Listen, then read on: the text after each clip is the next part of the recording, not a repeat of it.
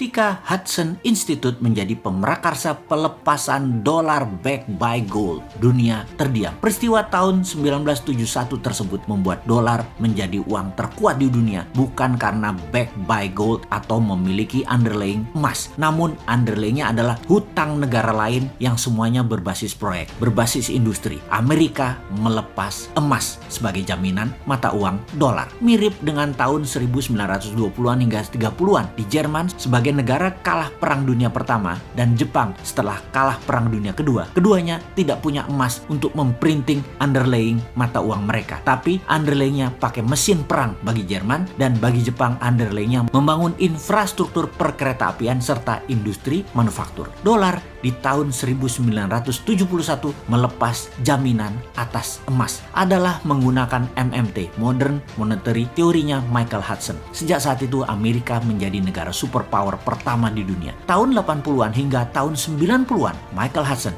adalah guru besar yang mengajar di kampus di Peking University, di mana hampir semua petinggi politbiro yang saat ini menjabat di Tiongkok adalah murid beliau. Setidaknya mereka semua memahami hal yang sama, yaitu MMT. Sehingga di tahun 1989 pertama kalinya Deng Xiaoping ambil posisi ekonomi dengan mendemokratisasi uang renminbi pakai proyek underlayingnya. MMT dipraktekkan di Tiongkok sejak saat itu. Kedua negara tersebut saat ini menjadi dua negara besar. Yang satu, Amerika, sudah menjadi negara superpower, bahkan dengan kekuatan teknologi, paten, dan free thinking country terbebas di dunia. Amerika belum terkalahkan. Sebagai murid Hudson tidak langsung, karena saya hanya mengikuti buku-bukunya dan belajar dari muridnya Hudson, salah satunya belajar dari Stephanie Kelton, maka sejak 6 tahun yang lalu si Sontoloyo ini menyatakan akan membuat negara Indonesia menjadi negara sejajar dengan dua negara besar tersebut, dan di tahun 2045 akan menjadi negara terkuat di dunia di atas dua negara tersebut. Dan alasannya apa? Alasannya Indonesia memiliki 4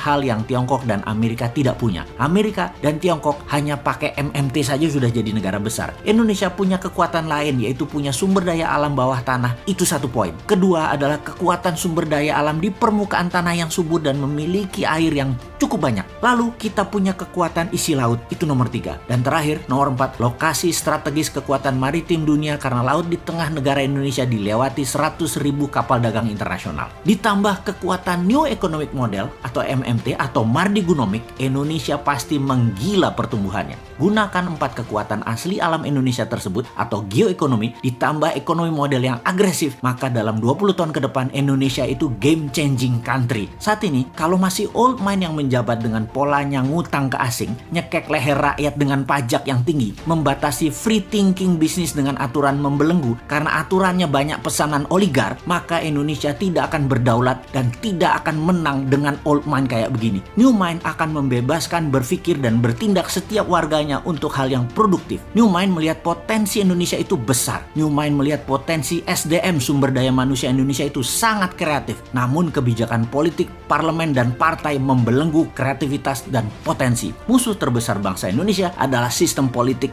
yang membatasi manusia berkompetisi berdasarkan prestasi dan potensi. Harusnya pilihan politik apapun yang diambil silahkan, tapi menjalankannya adalah mereka yang memiliki visi, potensi, dan kemampuan kelas dunia. Jangan sampai yang dekat dengan pejabat yang dipilih, tim pemenangan yang dipilih, yang memodali yang dipilih, buzzer yang dipilih, yang pinter nyenengin dirinya yang dipilih, yang melindungi dirinya dari pejabat agar selamanya berkuasa itu yang dipilih. Itu yang mendapat jabatan. Jangan itulah. Itu nggak ngurusi rakyat namanya, nggak ngurusi negara namanya. Makanya New Mind selalu bertanya, kok tahun 2024 lama bener ya?